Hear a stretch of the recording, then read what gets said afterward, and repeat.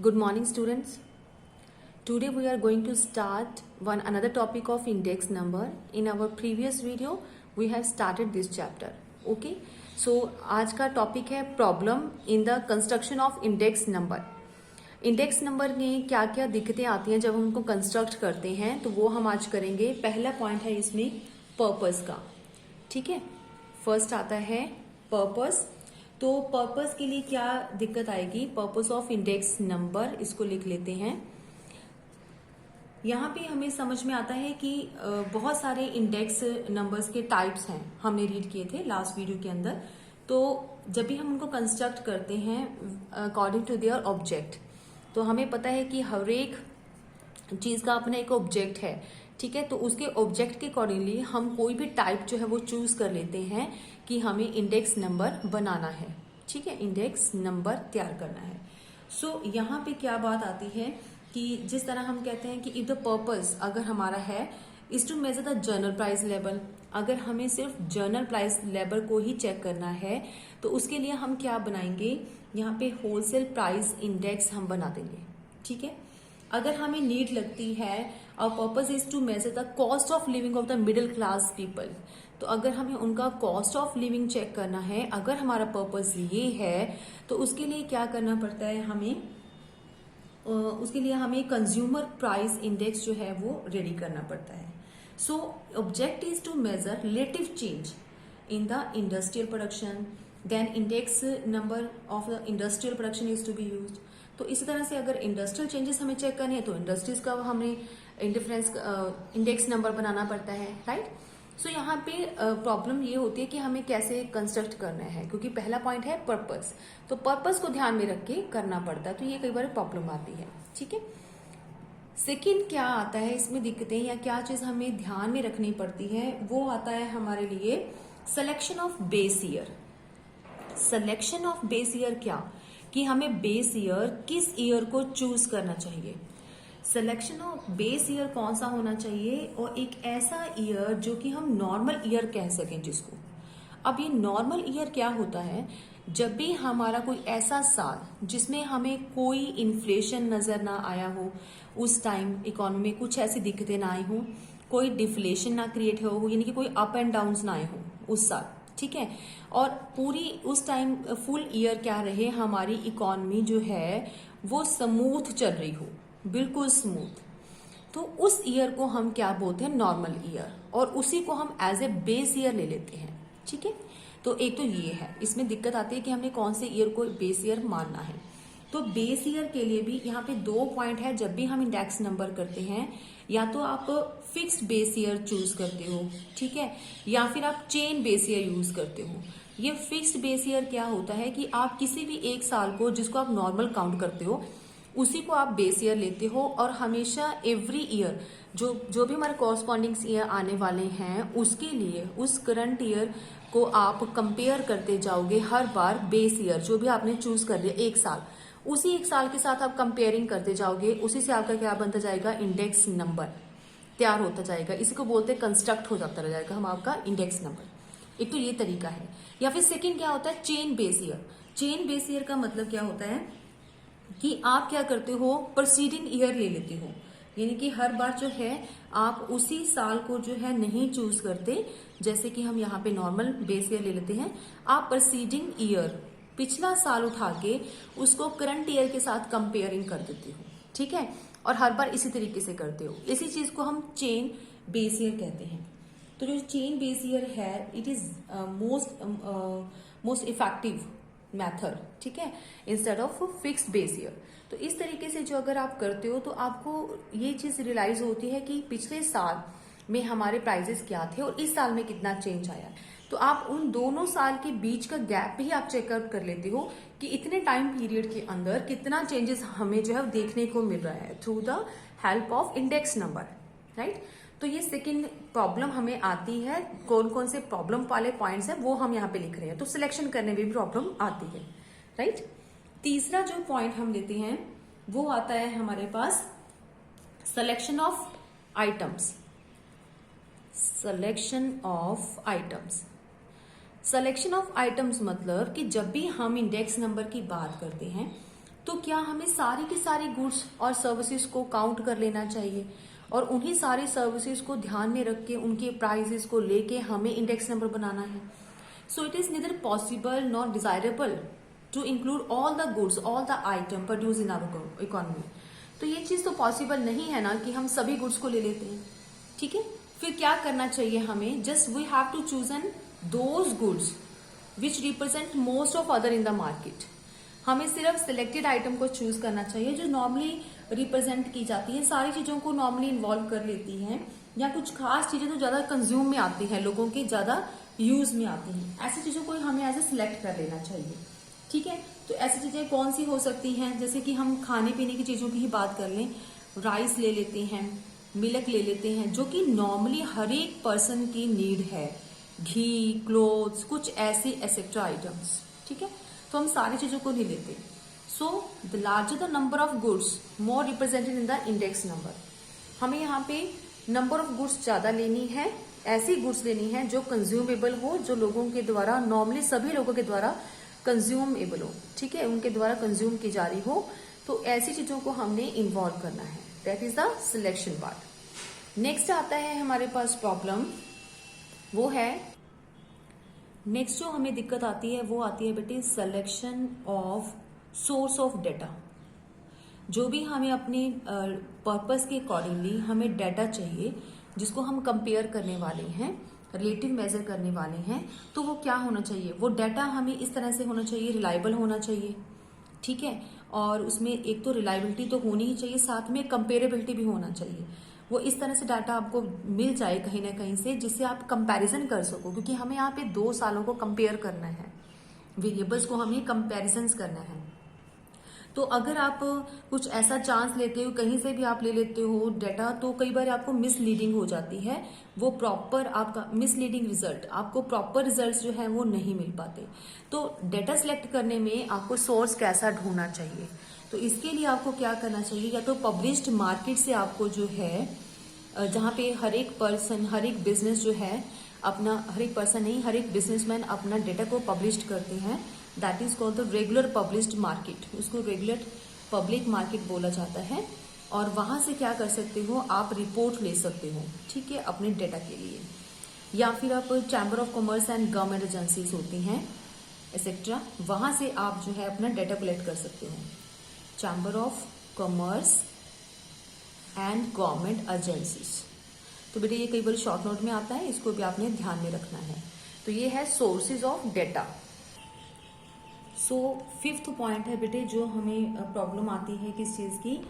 Price quotations की, यानी कि प्राइजेस को ध्यान में रखना पड़ता है, ठीक है? तो प्राइस कोटेशन के लिए हमें क्या करना पड़ता है? यहाँ पे प्राइसेस जो होते हैं वो प्लेस टू प्लेस भी डिफर करते हैं. तो एक प्लेस में जो है किसी चीज के प्राइसेस अलग मिलेंगे, दूसरी जगह पे आपको अलग मिलेंगे पर्टिकुलर कमोडिटीज के रेट, ठीक है, जहां पे भी वो चीज परचेज या सेल की जाती है. तो फिर नॉर्मली हमें क्या लेना पड़ेगा? कुछ ऐसे प्लेसेस हमें चूज करने पड़ेंगे, सिलेक्टेड करने पड़ेंगे where a particular commodity is purchased और सोल्ड इन लार्जर क्वांटिटी, जहां पे उस चीज का ज्यादा रोल होता है, उन चीजों का, पर्टिकुलर कमोडिटीज वो ज्यादा बिकती हैं, ज्यादा खरीदी जाती हैं, उन जगह के ऊपर क्या रेट हैं, क्या प्राइसेस की कोटेशंस हैं, वही प्राइस कोटेशन हमें वहां से लेनी पड़ेगी. एक तो ये चीज हमें करनी पड़ती है, राइट? अनदर प्रॉब्लम क्या आती है? अनदर प्रॉब्लम इज कि हमें जो प्राइसेस लेने हैं वो होलसेल प्राइस लेने होंगे या फिर रिटेल प्राइस लेने होंगे. ये भी कई बार दिक्कत आती है, ठीक है? तो इसको कैसे हम हैंडल करते हैं सिचुएशन को कि जो हम लेते हैं वेदर होलसेल और रिटेल, जो हमें अगर ऑप्शन में करना पड़े तो wholesale prices index require wholesale price quotations, ठीक है? तो अगर आपको हमें होलसेल प्राइस इंडेक्स बनाना है तो उसके लिए कौन सी कोटेशन चाहिए? हमें होलसेल प्राइस की कोटेशन ही जरूरत है.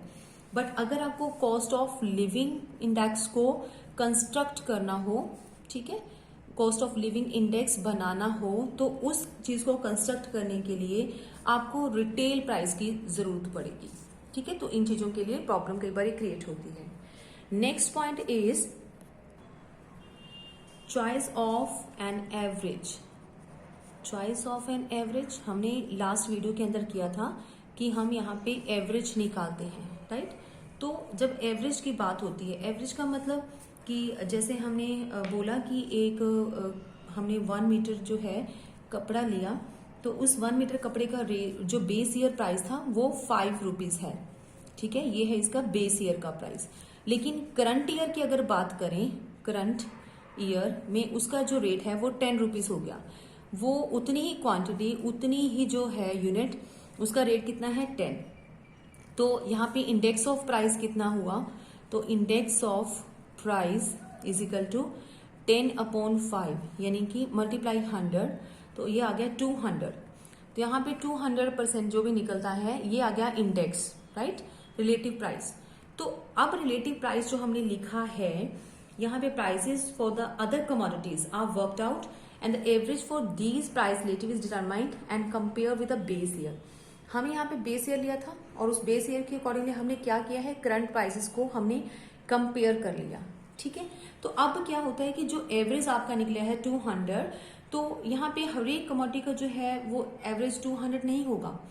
एवरेज ऑफ ईयर तो हम जहाँ पे लेते हैं कई बारी मोर और लेस भी हो सकता है। ठीक है, तो वो हमारा बेस ईयर कितना है 100, तो जो हमने रिजल्ट निकाला है वो 200 है।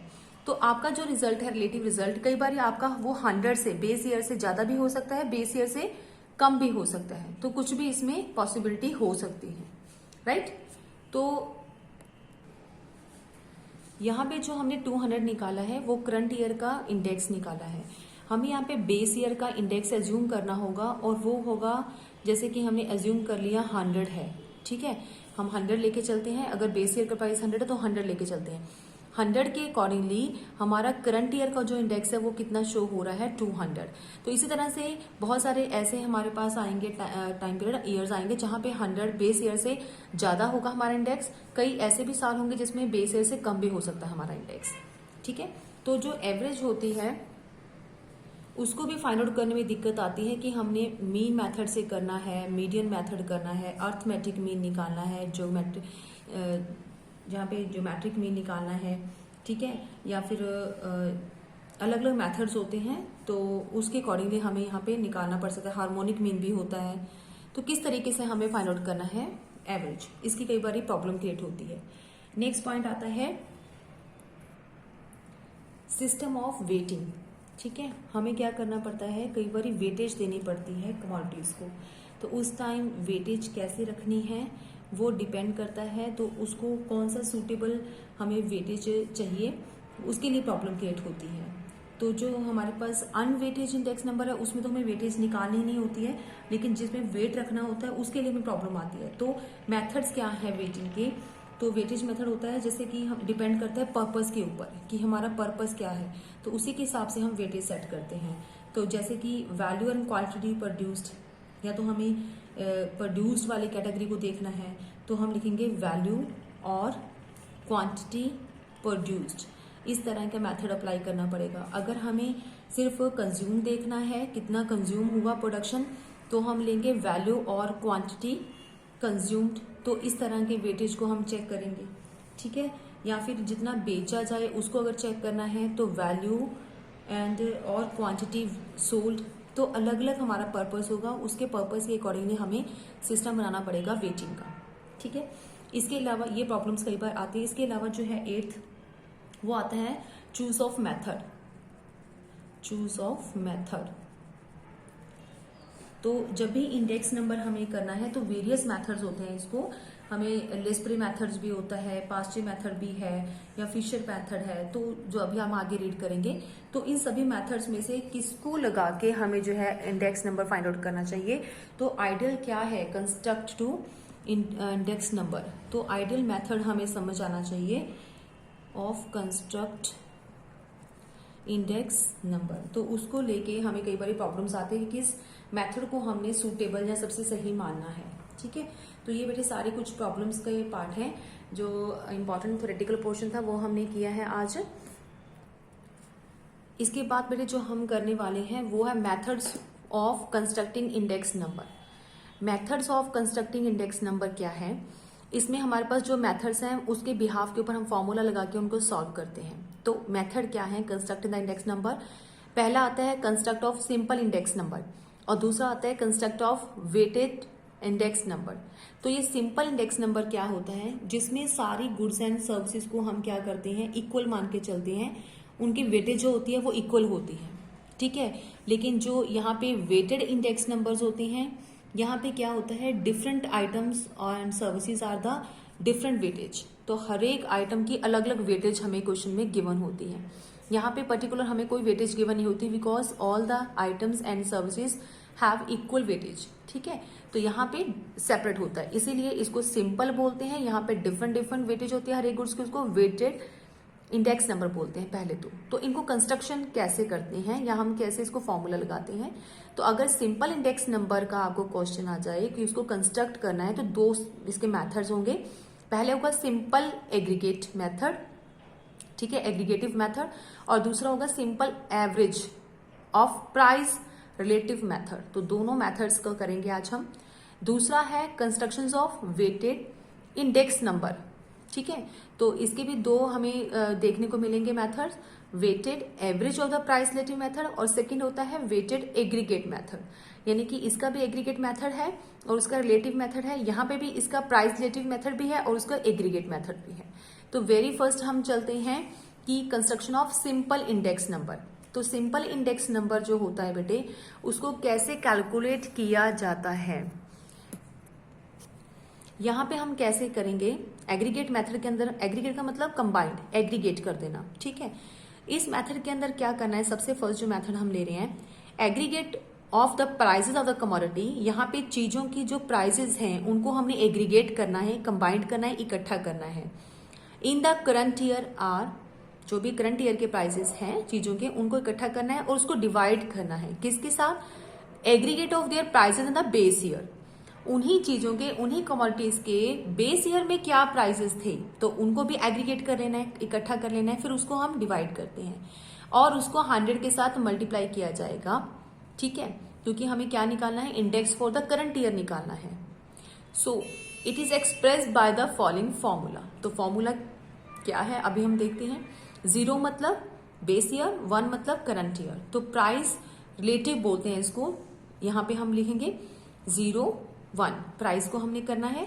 तो समीशन ले का मतलब एग्रीगेट, P1 मतलब करंट ईयर प्राइसेस को सारे को हमने एग्रीगेट कर दिया, उसको डिवाइड करना है जो बेस ईयर के प्राइसेस है उसके समीशन के साथ और मल्टीप्लाई 100 हम करेंगे, ठीक है। एक एग्जाम्पल के साथ इस फॉर्मूले को हम सॉल्व करते हैं।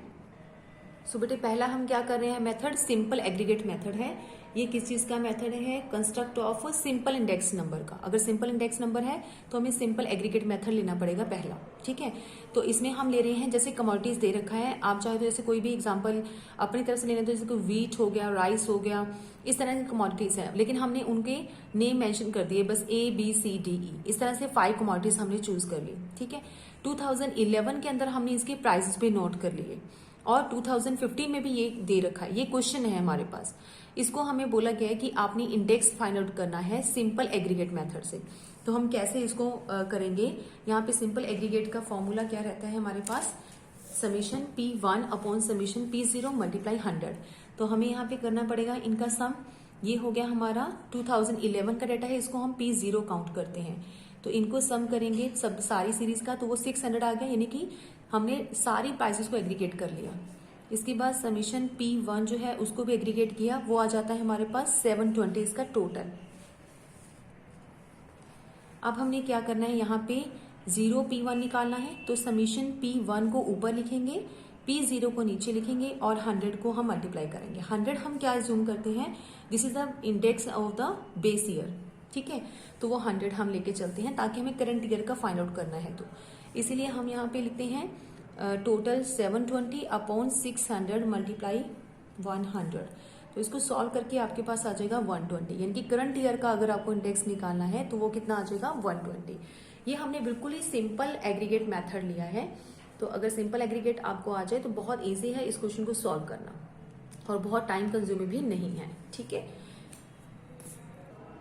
बेटे जिस तरह से हमने प्राइजेस को लिया है, हो सकता है आपको एग्जाम के अंदर क्वांटिटी आ जाए, कितनी क्वांटिटी प्रोड्यूस हुई है ABCD इतनी कमोडिटीज की, तो भी आपको सेम ही लेना पड़ेगा, क्वांटिटी 0 क्वांटिटी 1, तो फॉर्मूला यही रहेगा P क्वांटिटी 1 P और एक समीशन क्वांटिटी 0। तो प्राइसेस भी हो सकते हैं, क्वांटिटी भी हो सकती है, तो आपको इस तरह से एग्रीगेट मेथड अप्लाई करना पड़ेगा, राइट। सेकेंड मेथड क्या है हमारे पास, simple average of price relative method. तो प्राइस रिलेटिव जब भी आता है बेटे, वहां पे हर एक आइटम का जो प्राइस है उसको हमने अलग से कंपेयर करना है, ठीक है। बाद में उसका समीशन निकालेंगे, टोटल करेंगे और नंबर ऑफ आइटम के साथ डिवाइड करेंगे, तब हमारे पास निकलेगा P01, ठीक है, यानी कि उस टाइम हमारे पास इंडेक्स नंबर निकलेगा करंट ईयर का। तो यहाँ पे जो P1 अपॉन P0 और 100 है, अकेले इसी चीज को हम क्या बोलते हैं, प्राइस रिलेटिव भी बोला जाता है, प्राइस रिलेटिव, राइट। तो इसके बिहाफ के ऊपर एक एग्जाम्पल करते हैं हम। ये एक एग्जाम्पल है हमारे पास, डिफरेंट कमोडिटीज मैंने यहाँ पे ली है ABCD। P0 यानी कि 2011 ही हम यहाँ पे ईयर ले लेते हैं, तो उनका प्राइसेस हमें गिवन है अलग अलग कमोडिटीज का।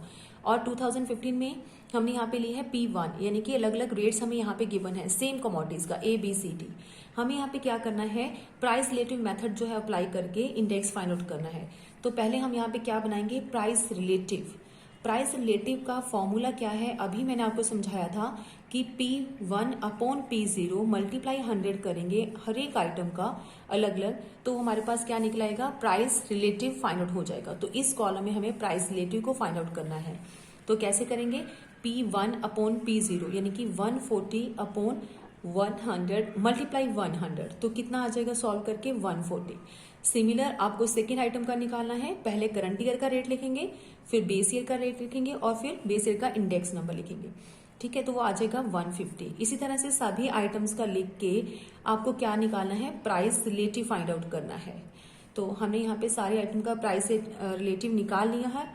उसके बाद हम इसको क्या करेंगे, सम करेंगे, समीशन किसका, प्राइस रिलेटिव का। प्राइस रिलेटिव का फॉर्मूला क्या है, P1 अपॉन P0 मल्टीप्लाई 100, तो इसका क्या करेंगे, समीशन, ठीक है, तो वो आ जाएगा 611.6।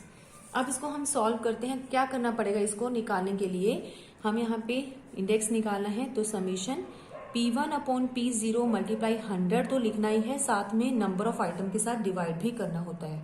तो अब हम यहाँ पे सिर्फ इसका जो सम है वो लिखेंगे, नंबर ऑफ आइटम्स कितनी है 5, तो इसको डिवाइड करके हमारे पास जो है रिजल्ट आ जाएगा 122.32। ये जो इंडेक्स निकला है, द प्राइस इंडेक्स हमारा पास 2015 का आ गया, जो भी हमारा लेटेस्ट ईयर है, करंट ईयर, तो उसी का हमारे पास इंडेक्स फाइंड आउट हुआ है, ठीक है। So there is a net increase in the price of commodity in 2015 to the extent of 22.32 as compared to 2011। अभी हमारे पास जो इंडेक्स था वो हमने 100 एज्यूम किया है बेस ईयर का इंडेक्स, तो बेस ईयर के इंडेक्स के कंपैरिजन करें, यहाँ पे 100 लेस करें तो कितना इंक्रीजमेंट हमें देखने को मिला है।